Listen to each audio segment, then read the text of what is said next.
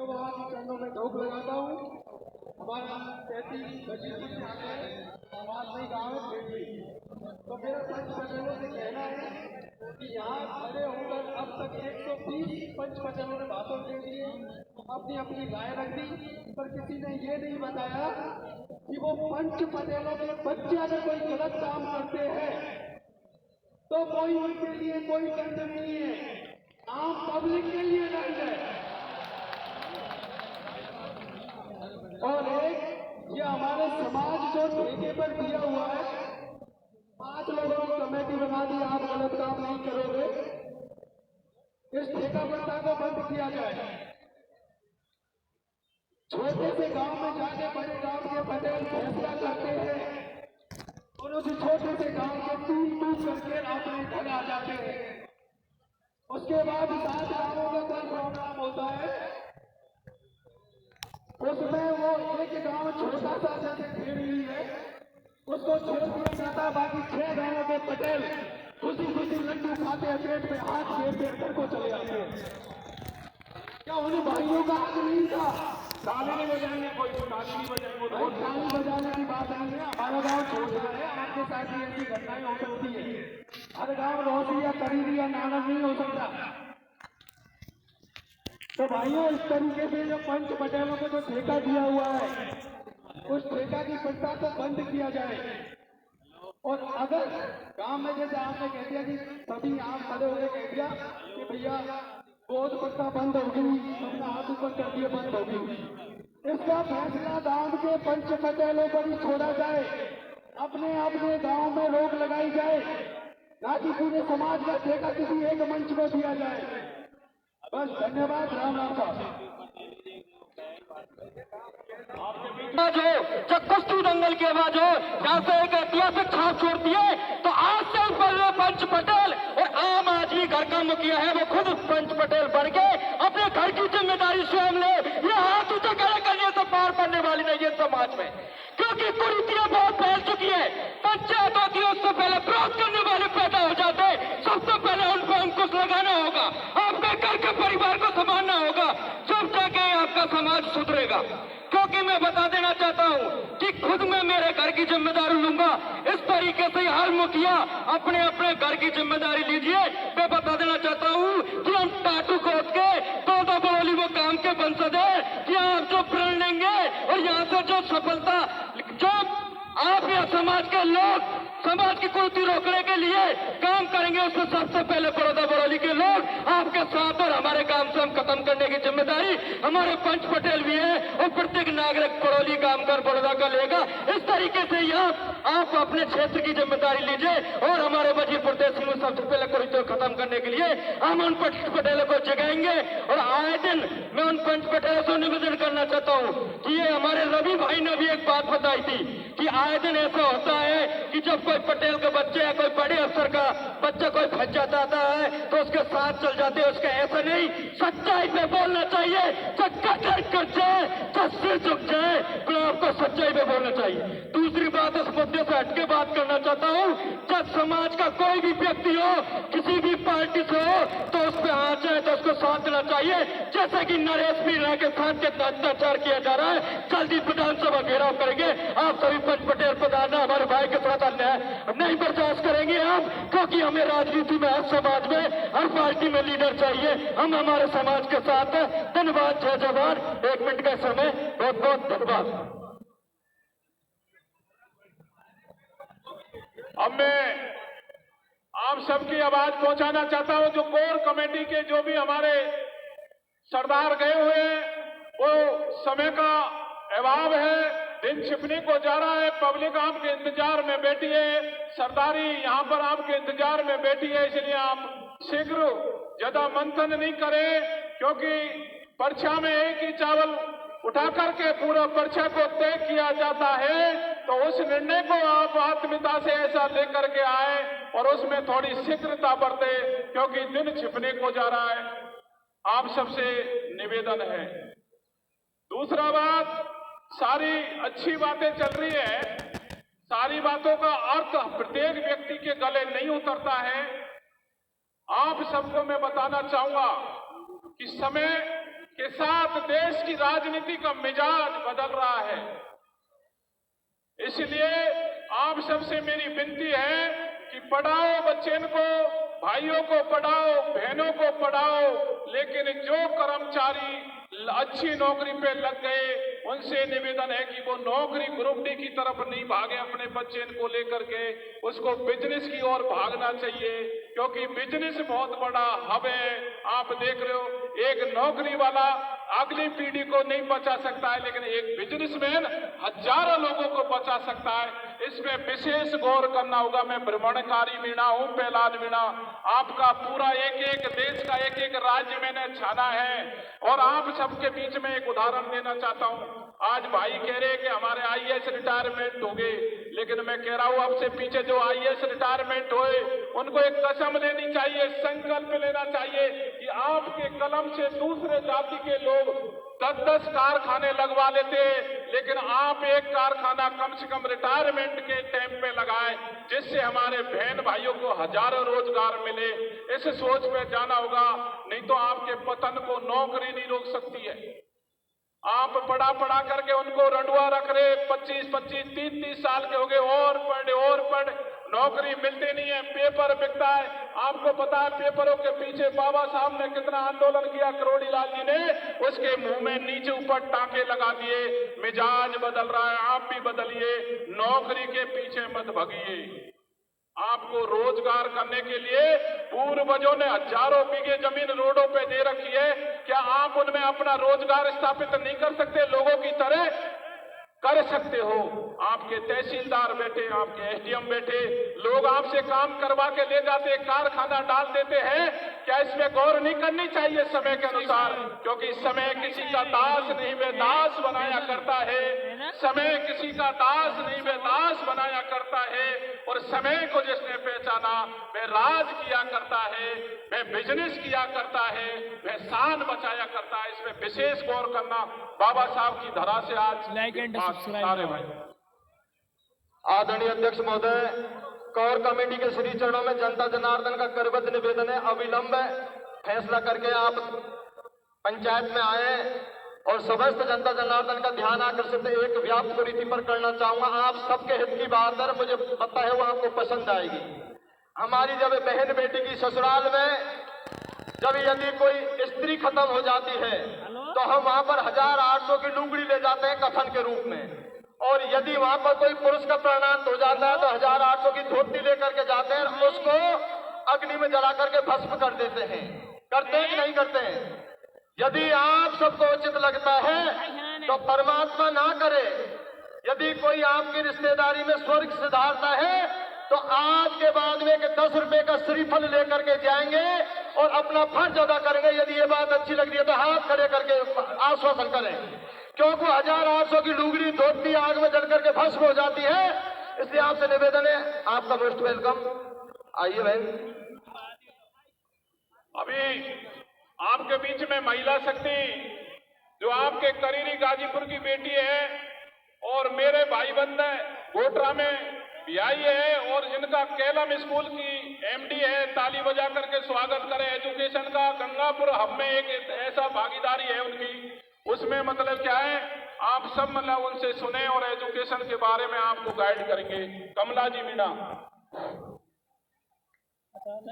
आम बस्ती ग्राम पंचायत करीरी को मैं धन्यवाद देना चाहूंगी, इतना बड़ा एक प्रोग्राम रखा, और इसी के साथ साथ आए हुए अतिथियों का मैं हार्दिक अभिनंदन करती हूँ, हार्दिक स्वागत करती हूँ। आप लोग मेरे से ज्यादा बुद्धिजीवी हैं, मेरे से ज्यादा उम्र आप लोगों ने बिताई है, लेकिन यदि इस प्रांगण में कोई युवा भाई अगर होता है और उसके बच्चे छोटे हों जिन्हें पाल रहे हों, आप लोग पढ़ा रहे हों, तो उसी विषय पे थोड़ा सा डिस्कस मैं करना चाहूंगी, ताकि भविष्य में ऐसी चीजें, ऐसी समस्याएं उत्पन्न ही ना हो। पता है आप लोगों को हर किसी के जीवन में कोई ना कोई समस्या है या नहीं है? हर किसी के जीवन में समस्या है। क्या आप लोगों को पता है बच्चा जब पैदा होता है उसके जीवन में भी समस्या होती है, लेकिन हम लोगों को, माँ बापों को ये पता भी नहीं होता कि वास्तव में बच्चों के जीवन में समस्या है या नहीं है।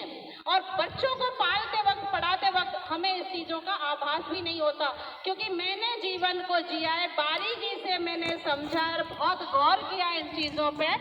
वही बात मैं आप लोग जो युवा भाई हैं जिनके बच्चे हैं अभी, उनके लिए यदि 2 युवा भाई भी इस बात को समझ के जाते हैं तो आज का इस प्रोग्राम में आना मेरा सार्थक होगा। मैं इस प्रोग्राम में सिर्फ इसी वजह से आई हूँ, क्योंकि बच्चों का जो माहौल होता है घर में, हम जब पाल रहे होते हैं ना, तो हमें खुद भी नहीं पता होता कि हम क्या कर रहे हैं। अगर मम्मी पापा झगड़ा कर रहे हैं, आपने उस बच्चे से नहीं कहा कि तेरी मम्मी बुरी है कि तेरे पापा बुरा है।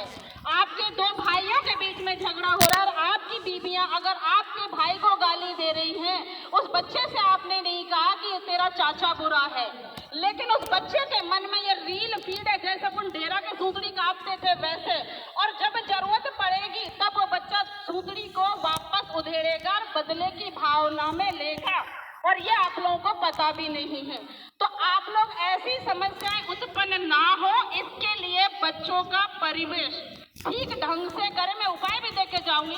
यदि इस तरह का ट्रॉमा यानी कि मानसिक आघात जब बच्चों को मिलता है तो 3 तरह का व्यक्ति तैयार होता है।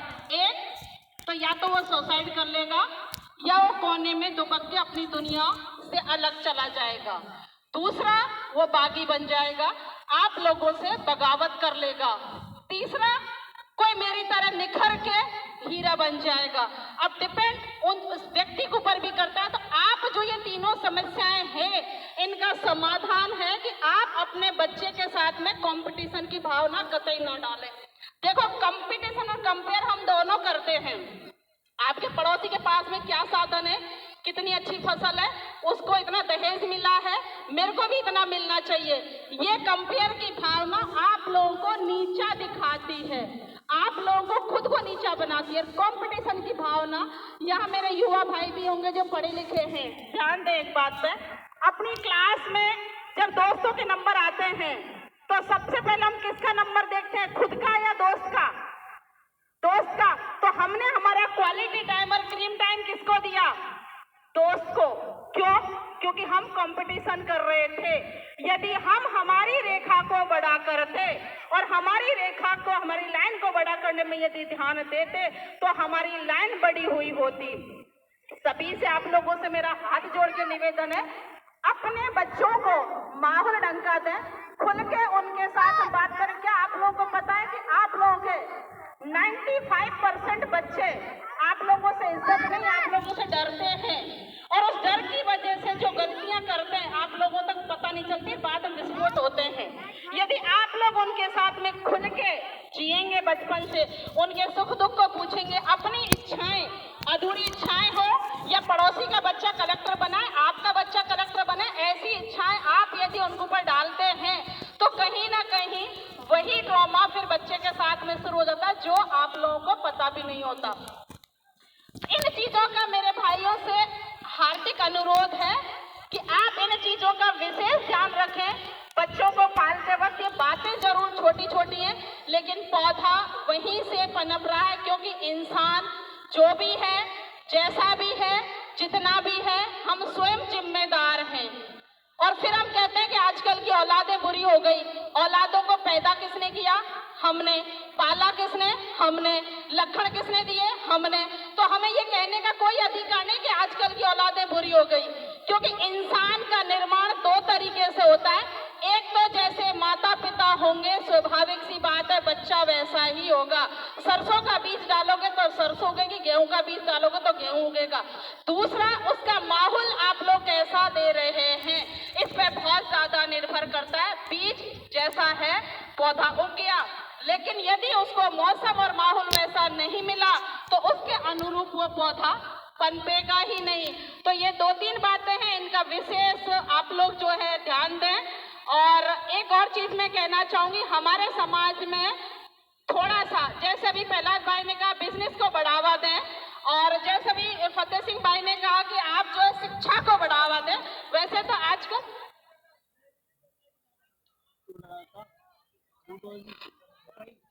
आवाज कैसे पे ज्यादा से ज्यादा जोर दें।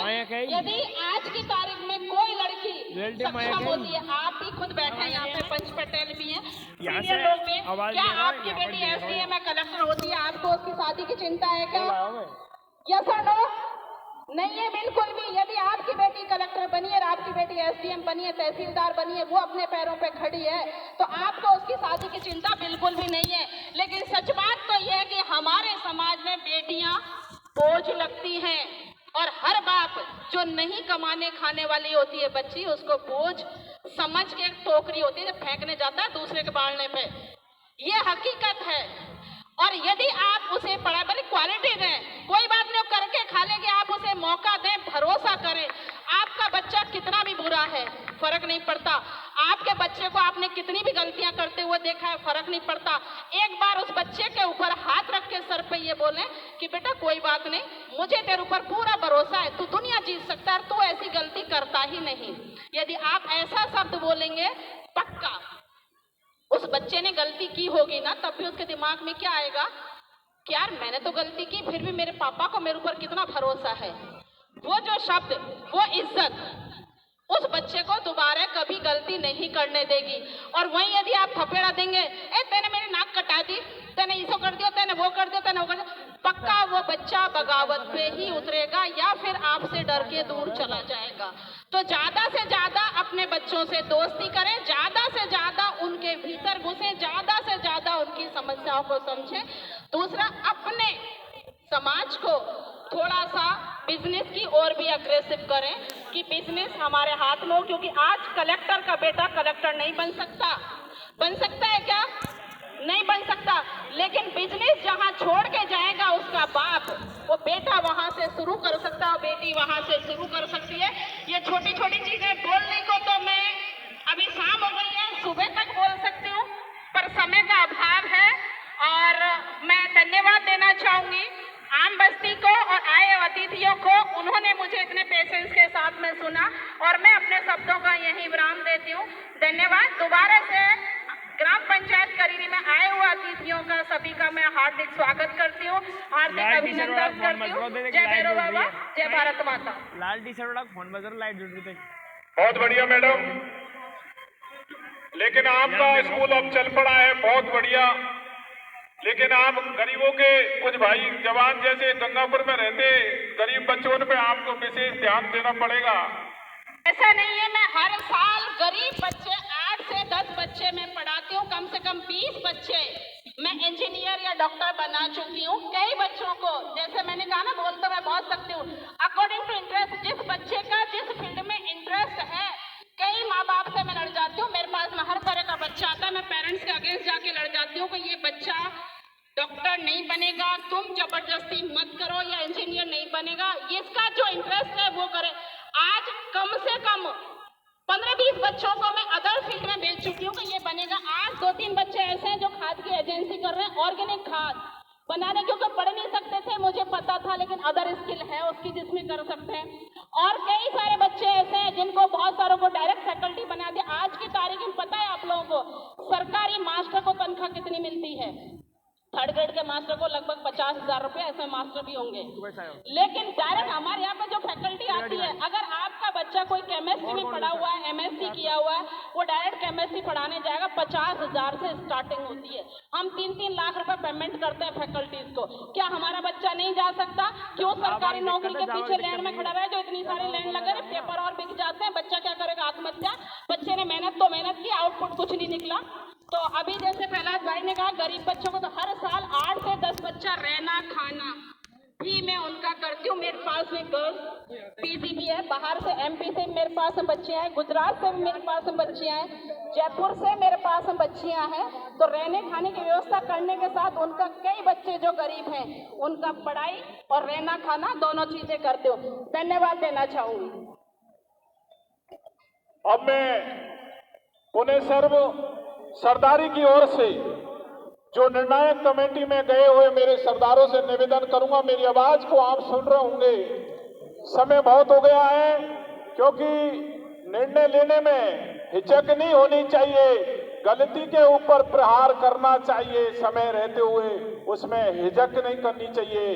जो करना है कल करे सो अब करे सो बहाल, क्योंकि पूरा हिंदुस्तान का समाज थर्रा गया था 17-18 तारीख को। दया का काम नहीं होना चाहिए। बिने माने जलदि जड़ गए 3 दिन बीत, बिने माने जलदि जड़ गए 3 दिन बीत, और बोले राम सकोप तब भय बिन होए न प्रीत। बेटा भी नहीं मानता, बेटी भी नहीं मानती, काम भी नहीं मानते, समाज भी नहीं मानती। इसलिए आपको निर्णय लेना चाहिए शीघ्र, और शीघ्र आ जाए, ऐसा मेरा आप सबसे अनुरोध है। किसान एकता,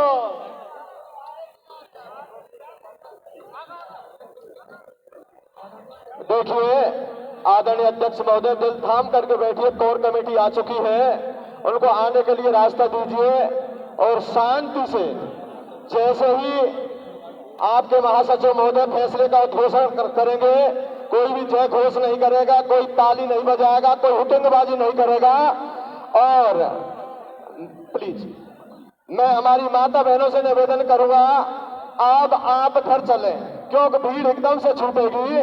डिप्टी साहब का आदेश आ गया, एसडीएम मैडम का आदेश आ गया। मेरी माता बहनों से निवेदन है, भैया अब आप घर चलें, हम सब घर आ रहे हैं, क्योंकि भीड़ है और लाखों की भीड़ है रास्ते में। हाँ, तो मैं आपसे निवेदन करूंगा सभी से, अच्छा जब कोर कमेटी का फैसला आपको सुनाएंगे, मिस्टर श्री पटेल ओलू व हरिया सरपंच नौरंगवाला, जो माननीय सभापति और संयोजक के सिग्नेचर के उपरांत मंच के माध्यम से आपको घोषणा करेंगे। किसी भी प्रकार की जय घोष नहीं करेंगे, किसी प्रकार की ताली नहीं बजाएंगे, कोई हुटिंगबाजी नहीं करेंगे, और शांति से बैठ करके, भाई प्लीज मंच से थोड़ा आने की जगह में, भैया मंच खाली करें। क्या तरीका है आपका? ये प्लीज मंचंगा जी खाली करवा थोड़ा मंच। मैं बहुत बहुत धन्यवाद देना चाहूंगा कदीरी और गाजीपुर की बस्तियों के लिए। दोनों बस्तियों ने जी जान लगा करके ऐसे आयोजन को सफलता की ओर ले जा रहे हैं। गाजीपुर बस्ती ने एकता का प्रतीक देते हुए इस महाकुंभ में बहुत बड़ा सहयोग दिया है। समस्त ग्राम पंचायत कदीरी की ओर से पधारे हुए सभी पंच पटेलों का, बुद्धिजीवियों का, युवा साथियों का, माता बहनों का, मंगलमयी देवियों का भैरव बाबा की पावन धरती पर हार्दिक अभिनंदन व स्वागत। कमेटी को आने दें, भाई रामोदास जी कमेटी को आने दें। हाँ विनोद भाई रास्ता दें उनको, बहुत इधर आने दें प्लीज। हाँ थोड़ा पीछे हट जाए। हाँ केवल और केवल आपके सचिव महोदय है जो मिस्टर श्री पटेल जी ओलू है, वो मंच पर आ रहे हैं। महासचिव हरिया जी पहुंच चुके हैं, उपाध्यक्ष हरि पटेल महेश को विराजे हुए हैं। माननीय सभापति जिनके सानिध्य में आदरणीय रामनिवास जी चौधरी टोडा भी जो मंचासीन है, वह संयोजक आदरणीय पूर्व प्रधान हुड्डा हमारे बीच में है। आइए पहले सभापति और संयोजक का सिग्नेचर करवाइए, इसके तत्पश्चात आप अपने फैसले की घोषणा करेंगे। और दूर दराज से पधारे हुए सभी से निवेदन है, भोजन प्रसादी करने के तत्पश्चात आप, हाँ भाई श्री जी ओलू आ रहे हैं, रास्ता दे दो भैया, रास्ता दे दो, आओ विराज महाराज श्री। हाँ आइए सचिव महोदय आ जाए। लो हरिया जी बोलो करो।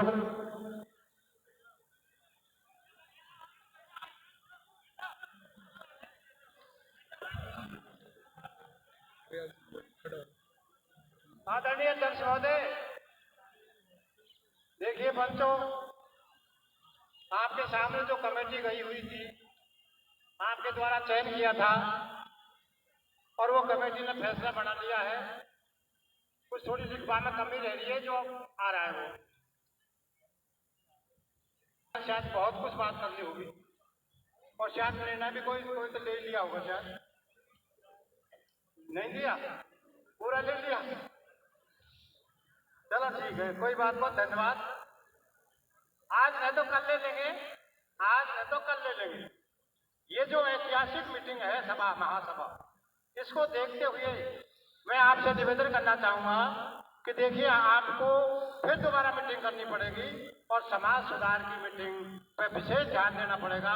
समाज को सुधारना होगा, चाहे आप कितना भी दुख पाएं, लेकिन बिना समाज को सुधारे हमारी कोई इज्जत नहीं है। अन्य समाज हमारी निंदा करते हैं, हमें बड़ा दुख है इस बात को लेकर के।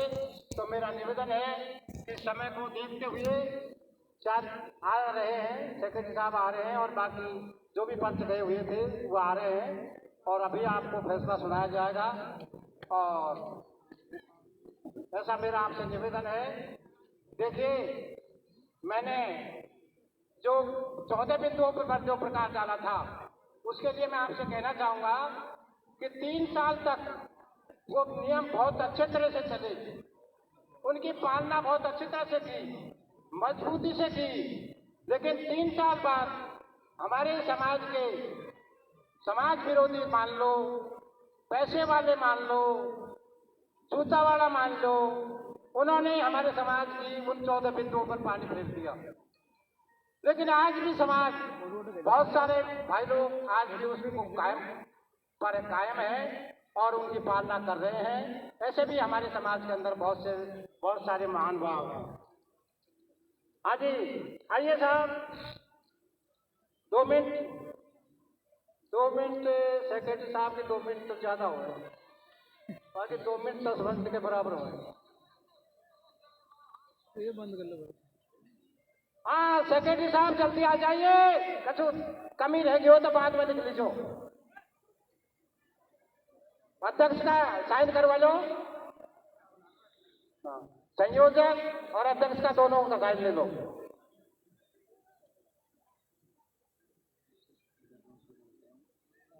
और देखिए, समाज ने ये कोई फैसला एक पंच का नहीं है, एक पक्ष का पंच का नहीं है, ये आम समाज का फैसला है। क्योंकि सभी जगह से पंच फैसला में गए हैं, सभी जगह से सम्मिलित है और जैसा भी समाज इन पंचों पर जो फैसला बना है वो आपके सामने प्रस्तुत किया जाएगा। आप थोड़ा शांत पूर्वक धैर्य से सुने और इस पर गौर भी करें कि देखिए, समाज को कि पंचों को बहुत कुछ सोचना पड़ता है, सब कुछ सोच करके फैसला बनाता है समाज। उठ पटांग फैसला बनाना वो भी गलत है। हिसाब से फैसला बनाया जाता है और हिसाब से ही फैसला किया जाता है जिसकी पालना हो सके। ऐसा मेरा निवेदन है। मैं सेक्रेटरी साहब से निवेदन करना चाहूंगा कि आप इस फैसले को तुरंत सुनाने का कष्ट करें।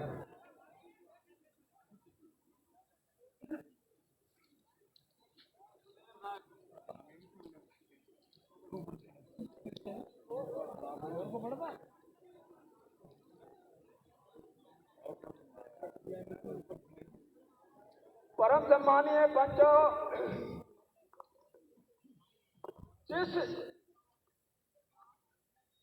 प्रकरण में आज हमारा समाज और भैरू बाबा के आश्रम पर एकत्रित हुआ है, उस प्रकरण में समस्त सदन के द्वारा जो निर्णायक कमेटी के पंचों का गठन किया गया था, आशीराम रोसी के विवादित प्रकरण में मनोनीय निर्णायक कमेटी के न्यायाधीश इस निर्णय पर पहुंचे कि बेटी पक्ष अपने घर परिवार सहित गोद भराई कार्यक्रम करने के लिए बिचौलिया श्रीमान भरतलाल ब्रह्मपाद के साथ गांव रोसी में निर्णय लिया है कि जो 5 घर पंडा परिवार हरराम पटेल सहित उनको उनके द्वारा किए गए बेटा पक्ष के साथ घटनाक्रम के बदले 11 लाख रुपए समाज को 15 दिवस के अंदर देने होंगे। अगर 15 दिवस के अंदर 11 लाख रुपए नहीं दिए तो समस्त ग्राम रोसी को मीना समाज से बहिष्कृत माना जाएगा। इसके अलावा जो भरतलाल और श्रीमान सगाई के बिचौलिए थे, उनको सबसे बड़ा दोषी मानते हुए 1-1 लाख रुपए से दंडित किया जाता है। प्रेमराज महेश्वा, राजपाल कैमरा, पृथ्वीराज बगड़ाई, हरि पटेल रोसी, जिन्होंने बेटा पक्ष की बेइज्जती करके निर्णय करवाया था, उनको 1100 रुपए से दंडित कर और 5 साल के लिए जाजम से बहिष्कृत किया जाता है। मीना समाज पंच रूपी जाजिम से पूर्ण तरीके से बहिष्कृत, ये 5 साल तक के लिए पूर्णतः जाजिम से बहिष्कृत माने जाएंगे। उपरोक्त निर्णय समाज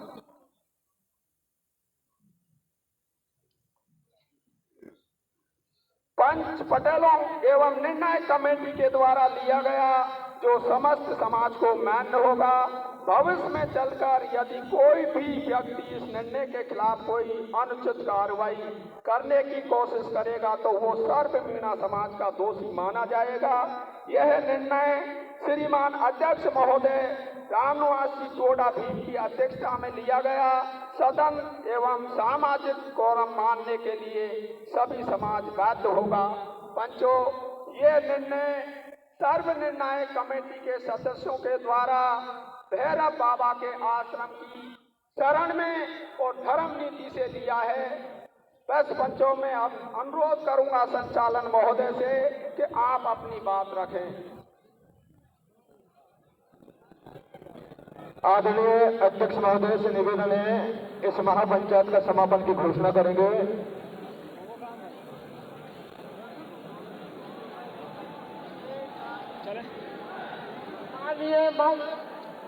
मैं आप सबका सम्मान करते हुए सभा का आज का समापन स्थापित करता हूँ।